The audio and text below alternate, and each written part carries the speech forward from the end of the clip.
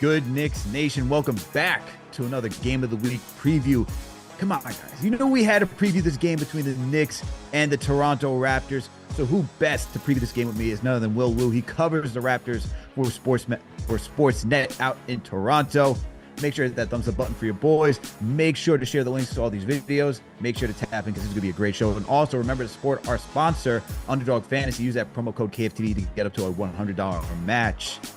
Will, I've been looking forward to this, man. I've been looking forward to this conversation all week because, hey, big trade happened for both these teams. Even though we're in litigation, or not litigation, but we're in, there's a lawsuit that's happening right now. These guys were able to get a deal done. But how are you doing today, man? How are you feeling, first and foremost? Bro, same, man. Same, honestly, because, I wanted to get your thoughts on how our boy OG is doing over there with the Knicks. Every day on Twitter.com, I see some kind of stat about OG's plus minus is like the best plus minus of all time. And then, of course, I'm sure you guys want to know how quickly he's doing in Toronto, how RJ is doing in Toronto. Our two teams just, continues to be linked. And yeah, man, I mean, you just got to put business first. I think that's the thing, right? Like, yeah, the Raptors and Knicks are suing each other or whatever. It's like, still got to make a trade if the right trade is there to be made. And then, Raptors this week, also dealt Pascal Siakam. Masai Ujiri went to the press conference yesterday, basically like showed us his soul, was like, how hard this is for me, and like we won a championship together, all this other stuff.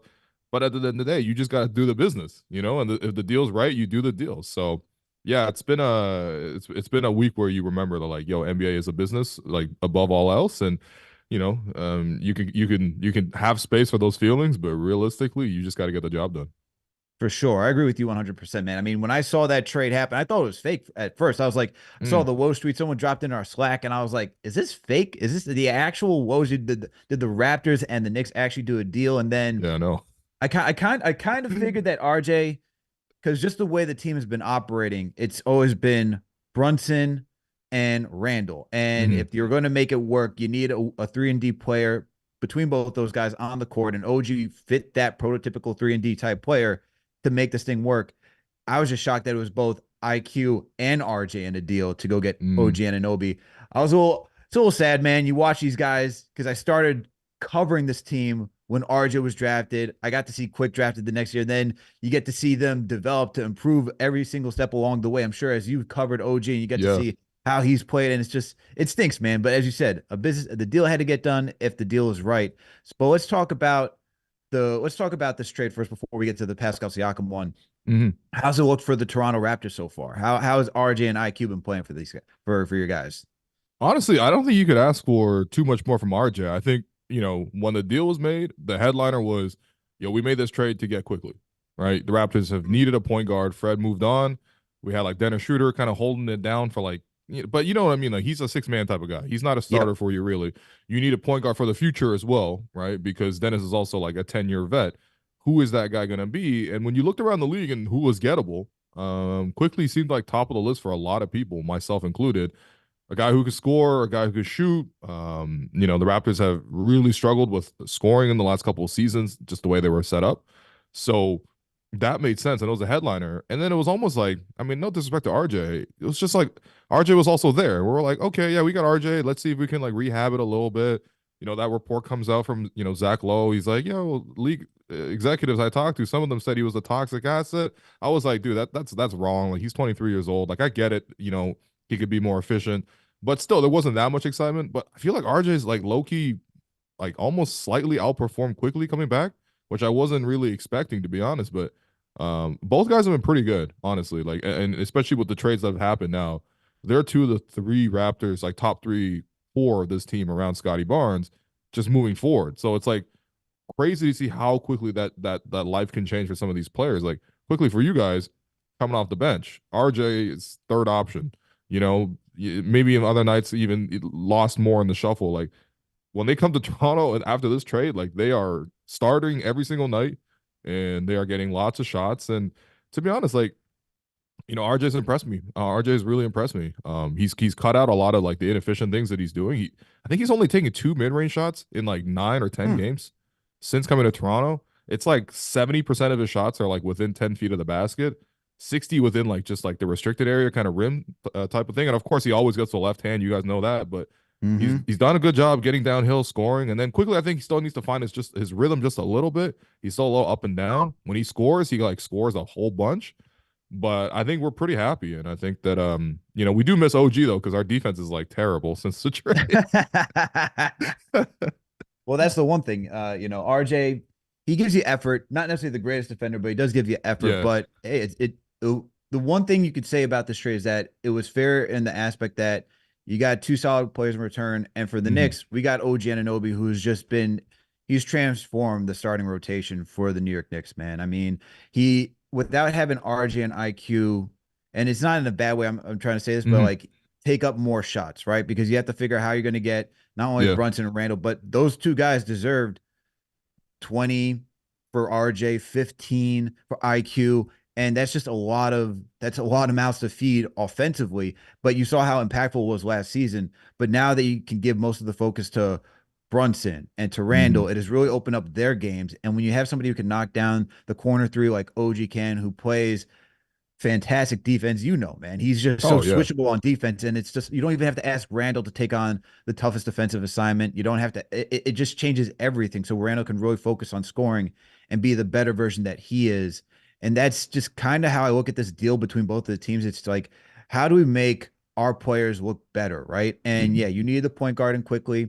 RJ's looking better too because now it's not as cluttered with three players who attack the same space 15 feet within and are both lefties. Now he gets to operate in that space. And now you move on Yeah. Siakam, which I got to ask you about that deal in a second. But Hmm. Moose Siakam, who operates in that same space, not kind of, and then you have him next to Scotty Barnes, who's improved to the 3-point shooting. You see how RJ is able to fit as well as quickly for us. OG next to Brunson and Randall has just been phenomenal.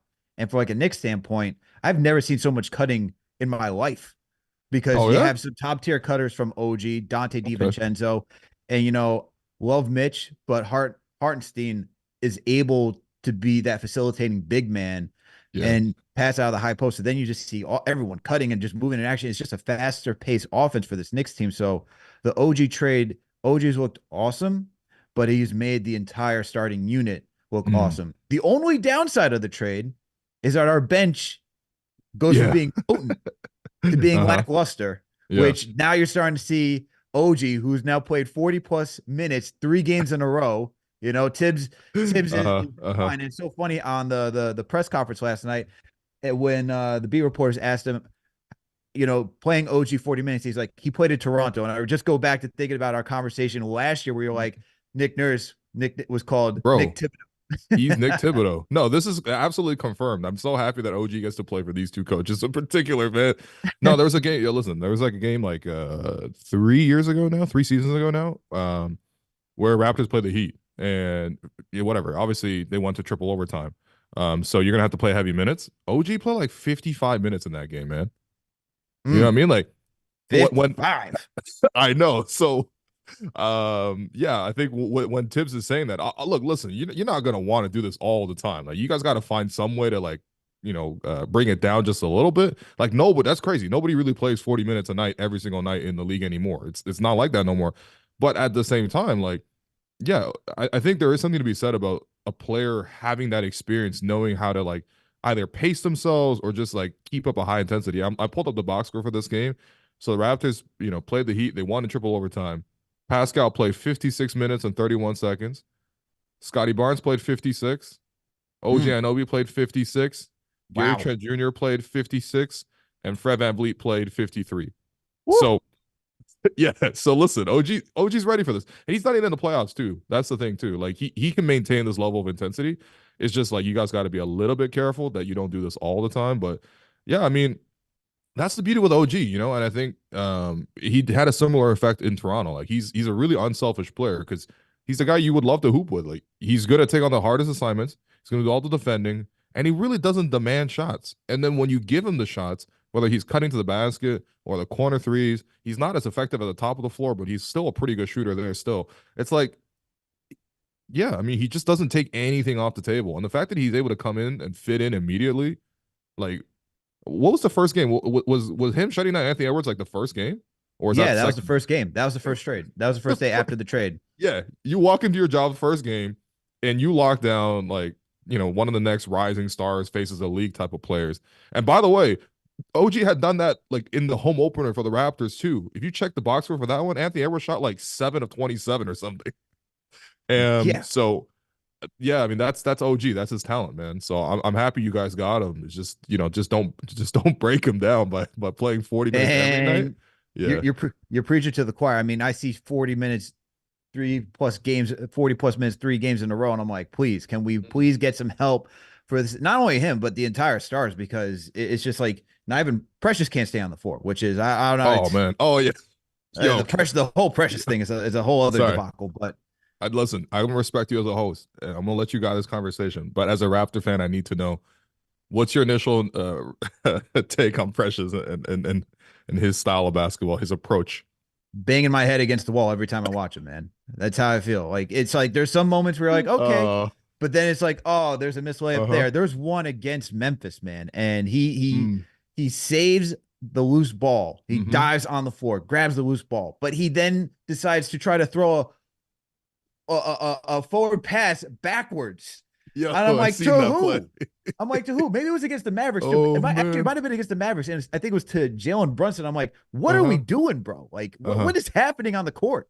And I thought he thought it was like an and one mixtape for a second, but Yeah. yeah, that's and then you obviously know about Malachi Flynn. I mean, you guys got you guys got McBride. I feel like you guys should just play him as backup, Yeah, Mm.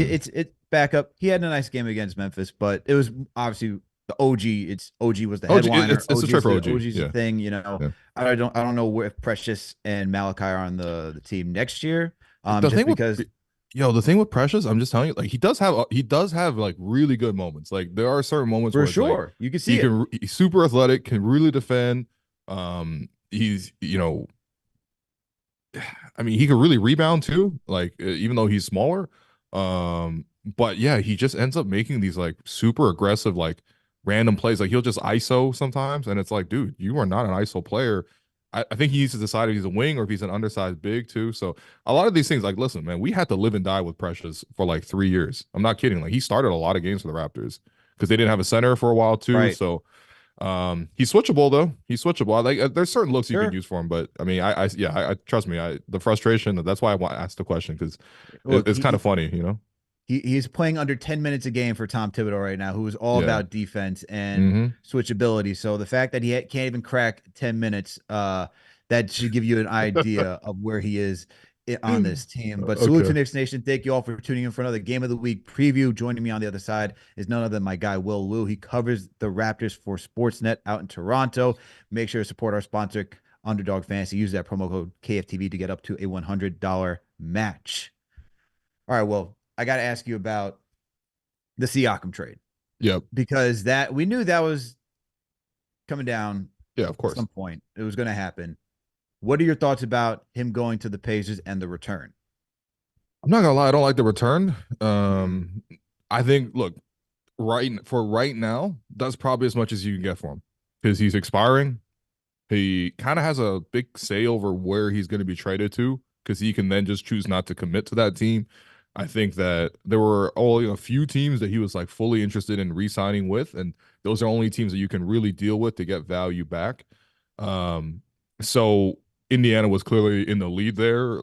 Halliburton's been trying to get at Pascal for a while. Pacers, small market, they can't sign nobody in free agency. You got to trade for them first.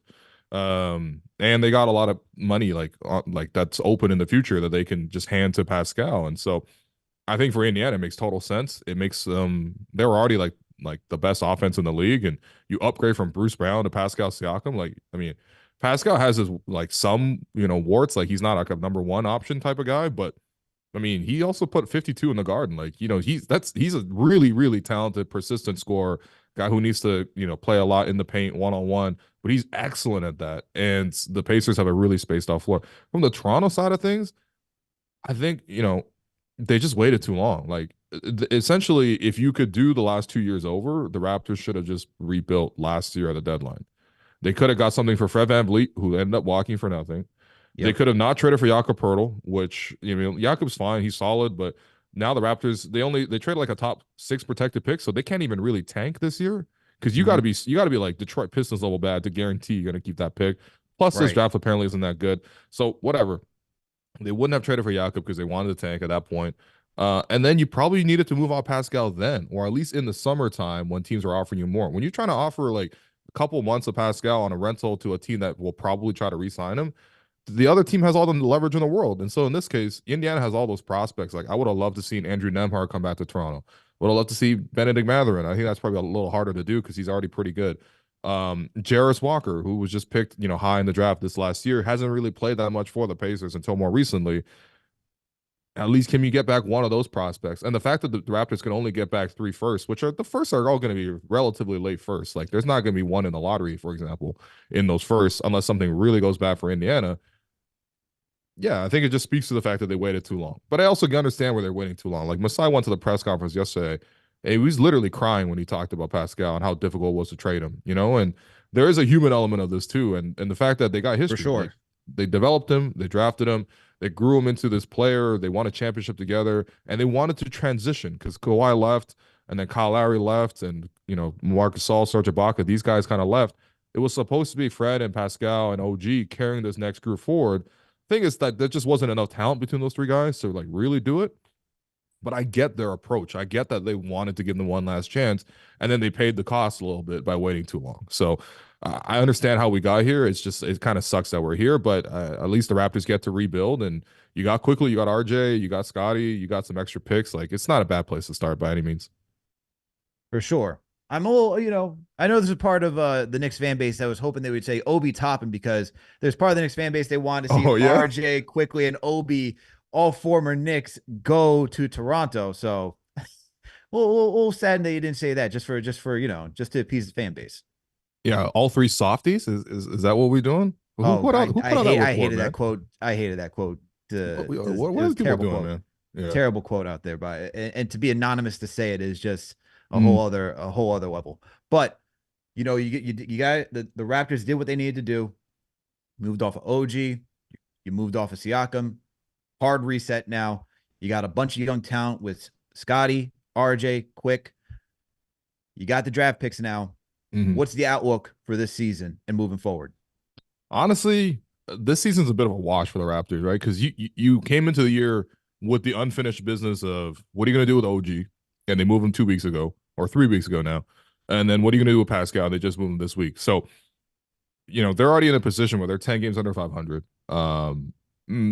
What sucks is that they don't control their own pick. So if they want to tank, they can't even tank. Like that's the thing that's kind of annoying about it. But it's really just about seeing how the young guys grow, seeing how they take opportunities.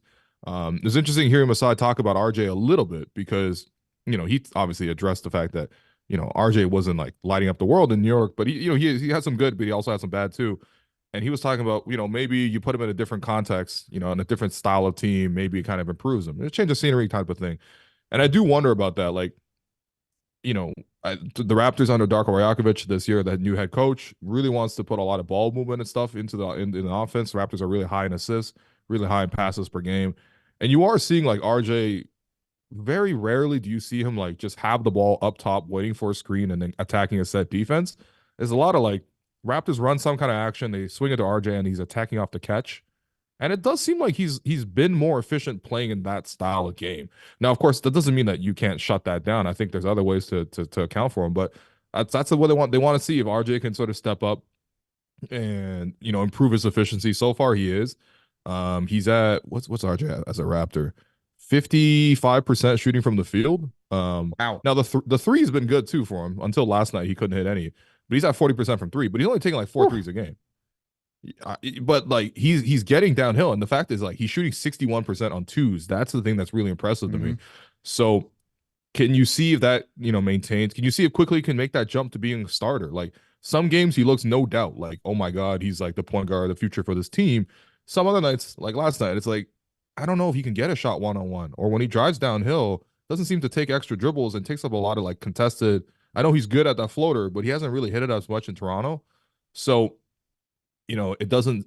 You don't always get the sense that he can create a shot out of nothing, which I thought you could see more of in New York. But that transition, and of course, there's going to be a learning process. He's only been 10 games in Toronto, Good and is Knicks like Nation, full time welcome starting. back.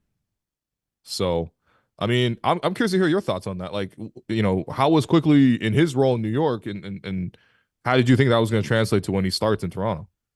I liked Quickly, man. I mean, I always thought he was going to be part. I thought he was going to get the extension that moved into a bigger deal. Mm, I didn't like that we came into this season not giving him an extension. I didn't like the report that they tried to give him a team option at the end of his like last year. I didn't again. There was no incentives. Like that was part of the negotiation process, and that's okay. like why none got was what happened. That's what was reported. Shout out to our guy Ian Begley over at SNY. So the fact that you didn't get an extension on Quickly, I always thought that he could be more. I thought he can. I think he's a qualified starter in this league. I mean, we saw it last year when he was a starter. The Knicks were either a game above or a game below 500 when Brunson sat out, and you had to put IQ into that starting role. But I always knew that he had this starter level capability. The question is, can he take that next step? But the thing is, like every time he's been asked to improve and go a step further in his development, he always has risen to the challenge. So Mm, I'm confident that he can rise to the challenge again. Is he going to be somebody like Maxi? I don't think so. I don't think yeah. he can. I don't know if he can rise to that level. Maybe he can. Maybe he can't. I won't write it off. But I think, and my comp is that I gave him is like a Mike Connolly. I think he could be a Mm, really good point guard interesting. that you can rely on every single night, night in, night out, give you some good offense, give you some good defense. You see the playmaking, the assist numbers have risen since he's gone off to Toronto and he's gotten the more minutes to do so. That's the type of guard I could see him at minimum being because he's already shown that he can compete with starters in this league. That's no Yeah. question.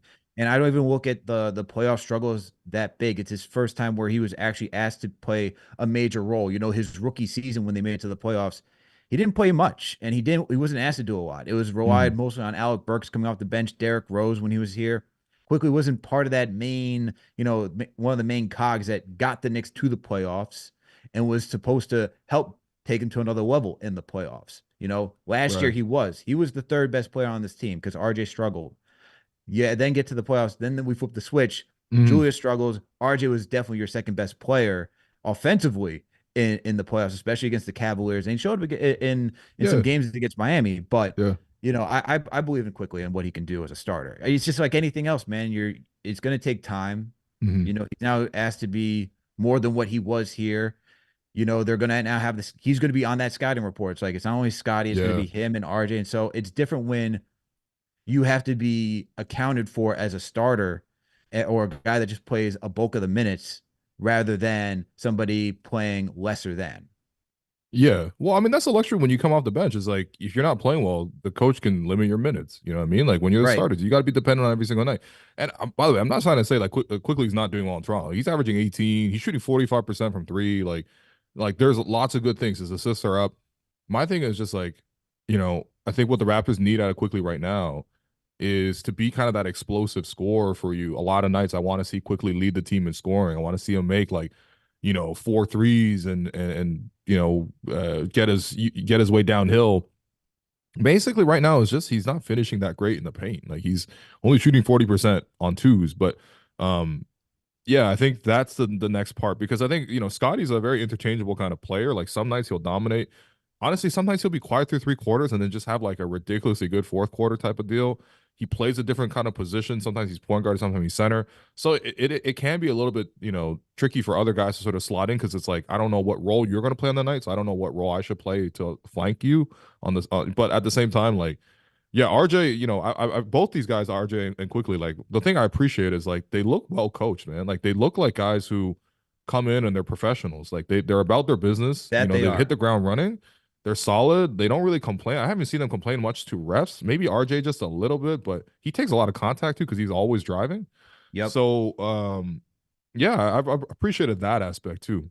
So they're good dudes. It's just like how you guys get OG, and it's like he hits the ground instantly running. It's like, yo, he came from a winning program. Like he knows what the deal is, and he knows that he has an actual chance to go to the playoffs and do some real good things with a new organization. So, it's kind of a win-win, honestly. I don't know if you guys have any regrets or anything. Maybe you guys could have turned these two into a bigger star than OG, but you can't really argue with what OG's coming as. He's like exactly as advertised. I feel like.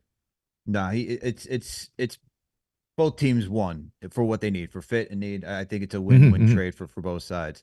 But salute to Knicks Nation. Thank you all for tuning in again. Make sure to hit that thumbs up button for your boys. Make sure to share the links to all these videos. Make sure to support our sponsor, Underdog Fantasy. Use that promo code KFTV to get up to a $100 match. Well, let's get into this game, man. Now, All right. this is going to be. I'm looking forward to it. I'm looking forward Mm, to the return of RJ and Quick coming back to the Garden. You had the article. I think it was by who was it? It was by Steve Popper of okay. Newsday. Well, and RJ was, RJ unsure if he's going to get the booze or the praise. He's What? going to get the praise, man. I was He's gonna going to say, get the man. praise, and they're good for what both those guys have gave to this franchise. They're going to get an ovation just because when they got here, it was dark times, and they Mm. helped take the Knicks out of dark times. So that's first and foremost.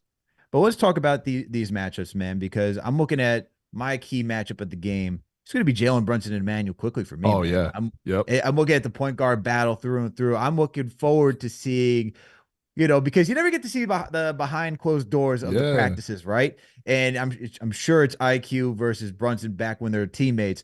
I'm looking forward to seeing that transpire on the court. Now Brunson has just been on another level so far, especially this season, man. Let me shout out to Tommy Beer for giving up the stats right now. I'm just pulling up the stats to see where is it? Where is it? So this season, Jalen Brunson has more points than Nikola Jokic or Jason Tatum, more assists than Shea Gilgeous-Alexander or Dame Lillard, more Damn. made 3-pointers than Donovan Mitchell or James Harden, higher plus minus than Luka Doncic or Kevin Durant, higher 3-point percentage than Steph Curry or Buddy Hield, Damn. and leads the league in charges drawn. Hmm. That's what Brunson's been doing this season. He has been on one. He should be not only an all-star, but go all NBA. But I'm looking forward to Yeah. seeing him going against, you know, a guy that, you know, learned from Brunson, has Yeah. seen that Yeah. every single day. I'm looking forward to how that's all going to play out. No, man, it's gonna be a dope matchup. The only thing I would say is I really hope Darko Rajakovic decides not to do this thing which he's been doing defensively, where since OG left, he just put Scotty Barnes on the opposing team's best player. It doesn't matter who that player is. So it could be like literally had a stretch in the Raptors went out west. It was like he got a John Morant, then he got it De'Aaron Fox, then he got it Steph Curry, then he got a LeBron, Kawhi. You know what I mean? Like there's no like one type of player he just puts them on the opposing team's best player. I, I actually want to see what it looks like for quickly to guard Brunson. I think probably it's a little bit worse defensively. I'm not gonna lie, like it's gonna hurt the Raptors more, but I want to see the two guys go at each other, man. Like, because in Toronto we've had a lot of these like reunion type of games where it's like after Kawhi left, we got to see like Pascal go against Kawhi, even though they were teammates. After Kyle Lowry left, we got to see Fred VanVleet go against Kyle Lowry, kind of thing. So it's gonna be fun, and I think that you know, yeah, I mean, one thing I've been appreciating about Brunson is just, I feel like he's not backing out from any challenge, man. Like the fact that he's leading the league in charges is huge. He had a lot of momentum swinging charges against the Raptors already this season. He's Mm-hmm. taking on the responsibility across the board. Like obviously the scoring, the 3-point shooting, all the things that you're saying, that was already something that he did last season. He's taking it to a higher level this year. But the fact that he's taking on responsibility defensively too, like that's how you lead a group, man. Like he gives me like Kyle Lowry vibes, plus like crazy a different level of scoring on top of what Kyle did just on both ends of the floor for Toronto. So it's gonna be fun though, and I want to see quickly, like I want to see what kind of dog is in him. You know what I mean? Like, are you gonna go at this guy? Because you were fighting this guy for the starting job. I don't think he was coming for his job. I think it was more cohesive than that. But still, like that's a guy you've seen all the time. You should know all his tricks, all that kind of stuff. Like, you're coming home, back to New York. Like, go for it, man. I want both him because I feel like RJ is definitely going to be amped up for this one too. Oh, for sure. Yeah. Quickly So should be amped up too, man. He should be amped up for this game as well. So yeah, that's it'll what I'm be looking forward fun. to that matchup. The other matchups, I think OG's going to get is going to be Oh guarding yeah, he Scotty should. Barnes, which will be fun to 100%. watch just Hmm. because same kind of thing, right? Same. It's like, we used to be teammates. I'm sure they didn't necessarily guarding each other because they were both starters, but still, nonetheless, it'll be fun to watch those guys have to duke it out. Yeah, the only I quick guess, thing on that is just Scotty's interesting because he's not going to be like an Anthony Edwards who's going to just come try to score every single time. yeah. Scotty's weird. Like he will come down, he will make the extra, he'll just swing sometimes. He just won't even look to attack. Other times he'll just like try to bully you as well. OG's gonna be able to handle the bullying part because OG's like pretty much the strongest wing defender in the league. Like it's like him and Kawhi. type of deal. Um, but yeah, I mean, Scotty's gonna also like roll. He's gonna have the ball sometimes. He's gonna not have the ball sometimes. So I think it's gonna be like OG. You're gonna get to see OG defend in a variety of contexts because Scotty's approach to offense is very varied. So that'll be fun too. For sure. We already know what the center matchup's going to look like. I expect Dante to be on Gary Trent Jr. because Mm, he's not your starting shooting guard. And then I guess the other intriguing matchup is RJ versus Randall. yeah, man. I can't.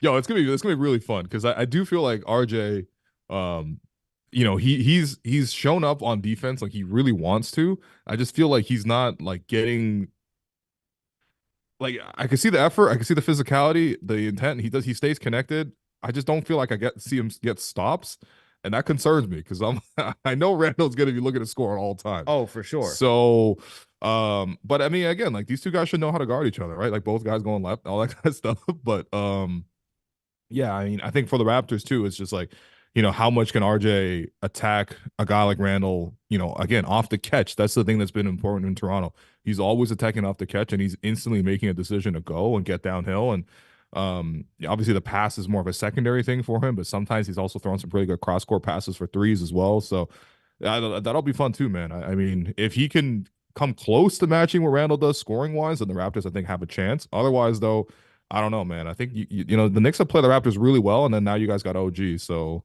yeah, trust me, I'm a little worried. I'm pretty confident going to this matchup, Yeah, you should just be. because the offense has just been clicking for the Knicks, and I mean I don't like unless you. I mean, just because I said OG's going to guard Scotty, if RJ's going, I could see Tibbs just switching that, say, you know what, OG go guard, RJ, and then Randall would be on Scotty, and then you Mm, can always see it vice swap throughout the entire matchup. But I think that's how it's going to start off with, just because Scotty is looked as the guy, right? The whole decision hmm is to make Scotty look Yep. great with the moves that have been made. So I just expect OG to be on Scotty starting. I'm it'll be interesting, man. I'm curious to see how the Knicks, because the Knicks are good defensively now. hmm I'm just more intrigued to see how you're going to stop that, because there's not really an answer unless you leave Scotty. I guess Scotty would be your best defender to guard Randall. Is that most likely what's going to happen? Here's the thing: the Raptors used to have a nice thing where it's like you have multiple wings and you can go up against the Knicks. Now, whatever. This doesn't mean we want to beat you guys, but it's like you could put OG on Randall. You could put OG on Brunson. You could put Scotty and whoever the other guy is not on. You know what I mean? And Pascal can kind of help. And the Raptors had centers recently with Jakob Poeltl, so it's like, and he's out by the way. So I think that's also something that's really tanked the Raptors defense. But you had multiple big wings, and now you have the opposite problem. Like the Raptors closed last night's game and they lost against Chicago, but they closed last night's game with Scotty having the ball, playing like point center or whatever, and then they had like four guards around him. It was like Dennis Schroeder, quickly, uh, Bruce Brown, who's now with the Raptors, and then Gary Trent. Like they went from only having forwards to like pretty much mostly having guards since this trade because again you traded OG and Pascal. So um yeah, I mean, you kind of need Scotty to do both things. If it were up to me, I think I would probably put Scotty on Randall, and I would try to see if quickly can handle whatever he could against, um, you know, Brunson. I feel like the risk there is that he picks up some early foul trouble, and then you're really, really in a hole. But the Raptors do have more guard depth now to combat that. But yeah, I don't. There's not good answers. Like literally since trading OG, last time I checked, since trading OG, the Raptors are 28th in defense. So Mm, you guys are gonna be able to score. Like there's no doubt. Like, and I think that yeah, I mean, I'm not confident coming into this matchup, man. The Raptors are in a different phase. We rebuilding now. It's tough. I appreciate it when we could look each other eye to eye, but right now we're not on the same level. for sure. I hear you on that. And I know for one sure thing is that I know OG is going to be getting right past RJ on those backdoor cuts, which I'm sure you've already gotten Oh, used come to on, man. watching RJ. Sorry, man. I just had to go there. We throw the No, I friendly get it. jabs back and I forth. get it, man. It's all good. I jabbed you guys about Precious, man. No, There you Precious is go. the most hilarious player, man. Everyone gonna lose at least 10 hair follicles watching this man every game. Oh my God. He's The one thing stressful. that's gonna be the one thing that's gonna be interesting is how fast these teams get out in transition, because Yeah. after the trade, the Raptors are number 3 right now with fast break points, hmm hmm and the Knicks are 8 right now. And then another strength of the Raptors, which I find interesting, which has now become one of the Knicks' weaknesses, is actually points in the paint. Raptors are top 10 when it comes to scoring in the paint. Knicks are 24th right now. So I'm interested to see how the Knicks are going to stop. I know RJ is a big proponent of why the Raptors are doing so well at scoring in the paint.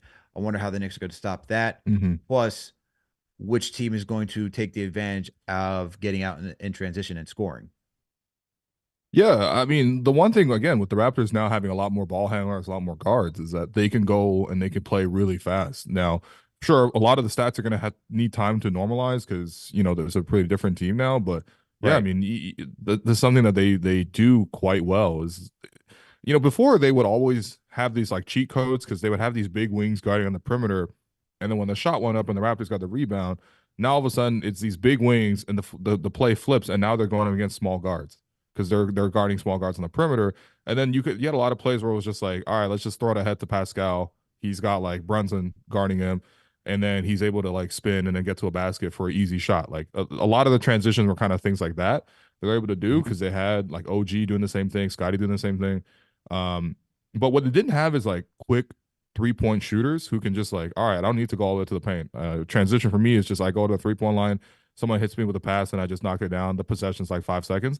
You see a lot more of that, especially because the Raptors have more guards. But um, yeah, I mean, I think on the other end, if the Raptors have any chance to defend you guys, the Raptors need to be really, really strong in transition defense. Just get back. And there's really no excuse for the Raptors because they're all really young. They're all really fast now. The team's been turned over. Like, it's you guys' time to sort of carry it forward. And I just want to see like if they can kind of compete. And listen, the Raptors have been competitive, man. Like it's not like They they're have been. losing these games. They're close. Every game that they lose right now is close too. But well, except for Utah, they got smacked. But whatever. Utah's apparently just a buzzsaw. Um, but yeah, I mean, like they're gonna compete. They're gonna move the ball. They're gonna share the ball. Crunch time offense. That's a big question for the Raptors. I don't know who's supposed to be doing that for the Raptors right now. Like it's not a guarantee who's gonna get the ball sometimes. But that's part of being a young team, man. You guys have been through that. For sure. Absolutely. Now, the big thing for me, man, in this game, because of the lack of bench depth, I have to go. It's going to be interesting to see where we get the scoring from. Mm. So, my X factor for tonight, or tomorrow's game, I should say, is none other than Deuce McBride, who has now gotten the promotion since Emmanuel quickly has been shipped off to Toronto. Miles McBride, over the last 10 games, is averaging close to 9 points, shooting 43% from the field, but shooting a whopping 44% from downtown. He is attempting a little over 4 threes per game, but he's been connecting on them, and he's shooting 80% from the free throw line, even though he doesn't get to the free throw line that often. But this guy is a guy who can knock down his shots when Hmm. given the opportunity and gets into a rhythm. If there's anybody for me who I expect to help the Knicks in tomorrow's matchup is Miles McBride. Who's your X factor for tomorrow's game? I mean, hearing that, it's probably going to be like Dennis Schroeder or something because the Raptors like second Mm. unit is actually like a lot better now. Bruce Brown comes off the Raptors bench. Uh, Oh, how the tides have turned. the tides have turned, man. That's what happens when you trade one player for two. All of a sudden, you got a little deeper. Um, but like, yeah, I mean, Dennis has been pretty solid coming off the bench. Like in the starting role, whatever. Like he shouldn't be a starting point guard for a winning program right now. It just doesn't seem like that opportunity is there for him, and he hasn't really done that in his career in the last couple of years. Coming off the bench, Dennis Schroeder's a really good second unit kind of player, and he's been really good for the Raptors. He's been really efficient and for the Raptors coming off that second unit. A couple guys you probably never heard of. Jonte Porter has been pretty solid. Like he's on a two-way contract for the Raptors, but the Raptors have had injuries at center position, so they've had to play him. And he's been really good, man. He's solid. Doesn't ever jump. He wears a t-shirt under his jersey when he hoops. Like he's that type of, Mm. you know what I mean? Like Oh, he's below that the type of rim. hooper. Oh, Okay. you below the rim if you wear a t-shirt under your jersey. So, but yeah, he could stretch it out and he could hit some threes as well. He's been a decent player for the Raptors so far. And then yeah, Bruce Brown, Dennis Schroeder. Like I actually think that the Raptors second unit should come in here and do something. But then again, I've also seen McBride like go off recently. Like I watched that Philly game. Like how many threes did he have in that game, right? So, Four. yeah. So, that's probably the one weakness you guys got. But you guys got more trade assets and stuff. Like you guys got other moves you guys can make, right? So, hopefully you Well, guys restock just a little bit more because it's not just going to be OG. It's going to get you all the way to the conference finals or anything like that. Like I think you guys need a little bit more help off the bench. hey, that's why there's rumors for DeJounte. There's rumors Yeah. about Malcolm Brogdon, Terry Rozier, Jordan Clarkson's now out there. You want Bruce Brown? We'll Come on, see. we can make a deal right now. Okay, stop. Stop right there. I'm looking for, a guy who can initiate the offense. My guy is Colin Sexton. I would love to see Colin Okay. Sexton, and yeah, that's who I really Yeah, like. I don't know how realistic that is. He just dropped 31 last night. Dude is he's a hooping out in dog, Utah. man. He's Yeah. the definition of a dog. Yeah. You remember that game he played in college where it was like, I forget, he had like the whole team got in a fight, and then like some other guys got fouled out. He was guarding three. I'm not even kidding. There was a game that was 3-on-5, man. Yes, I do know what you're talking about. I do remember that. Yeah, that's just Yeah. who Colin Sexton. That's what, Yeah, exactly. dude. You want to talk about a perfect Tibbs guy? Oh It's man. right there. Yeah. It's right there. But yeah, but to wrap the show up, Will, what is your prediction? Like, how do you think? Not even like Yeah. Yeah. we're not gonna ask final scores, but like, how do you think Yeah. tomorrow's game is gonna play out? No, man. Look, listen. The Raptors have been competitive. They move the ball. They play unselfishly. It's hard to guard. You can't just focus on one guy. And they'll keep it competitive. Um, if I think the one thing for the Raptors right now is the three ball has been such a big thing for them because the Monday they hit like 4-32 from three and they got defeated by the Celtics. Still kept that game close, but whatever. You can't win ever. Only making 4 threes. Next night they make 23s against Miami. And then last night they go cold again. So if they're hot from three, they'll be competitive. If they're not hot from three, then yeah, you guys will pretty much steamroll in this one. Defensively, they just don't put up enough of a resistance, and they don't have Jakob Poeltl. Like a lot of games, the Raptors playing a lot of Thad Young. You know what I mean at center. Like you guys should be all right, man. But it'll be good to see OG though. Yeah, for sure. It'll be a nice physical game. As to your point, if the Raptors are shooting well from downtown, I expect this to be a close and competitive one. Yeah. Hopefully the Knicks are well rested after playing back to back these past two games and having to play upwards of 35 plus minutes for the starter. So hopefully they're getting the ice treatment. They're resting. No practice today. I hope. Hopefully no practice because they're going to need all that energy to keep up with the young Raptors squad tomorrow. But Will, appreciate you coming on and helping me break down this game. Please let our listeners know where they can find you if you got any upcoming work we should be on the lookout for. Yeah, man. Appreciate you guys. If you want to find me, you could just look for the Raptor Show on YouTube, on podcasts, or whatever. I mean, it's been really busy because the Raptors just traded OG and Pascal, but like, man, we have Pascal's agents on in the last 2 episodes. You hear that side of things. We got Shams Charania coming on the show Nice. yesterday to talk about how this deal happened, if they're gonna move Bruce Brown, the usual Shams stuff. You ask him for rumors. Sam Amick. It's like, yeah, Caitlin Cooper, like Sira Sohi from The Ringer. Like, yeah, we got a lot of great guests, but we also try to keep it fun as well on the Raptors. I mean, the pressure is clearly off to win now, so we can just kind of enjoy and see how they grow. But yeah, if you're looking to keep up with Emmanuel Quickly and RJ Barrett, see how they're doing in Toronto, got to come to the Raptors show. Yeah, trust me. I'm sure there's a part of the Knicks fan base that is keeping tabs on how IQ and RJ are doing. Yeah. But Will, thank you for joining the show again. And to all of our listeners, thank you for tuning in for another Game of the Week preview. Make sure to watch the Knicks face off against the Toronto Raptors tomorrow home at 7:30 p.m. All right. And make sure to support our sponsors, Underdog Fantasy, man. Make sure to use that promo code KFTV to get up to a $100 match. Make sure to share the links to all these videos. If you can't catch the shows live, make sure to download us on any audio listening platform, whether it be Apple or Spotify. You can find us there. And remember, tomorrow, because, look, you got to know how it works, right? Game of the week, that means there's going to be a play-by-play. So we're going to have a play-by-play tomorrow with CK2K for tomorrow's Knicks versus Raptors game. So make sure to tap in there as well. And that's all we got for you. All right, everyone. And also make sure to check out KnicksFanTV.com for some of the great articles that are up there as well. But all right, Knicks Nation, thank you for tuning in for another Game of the Week preview. We out.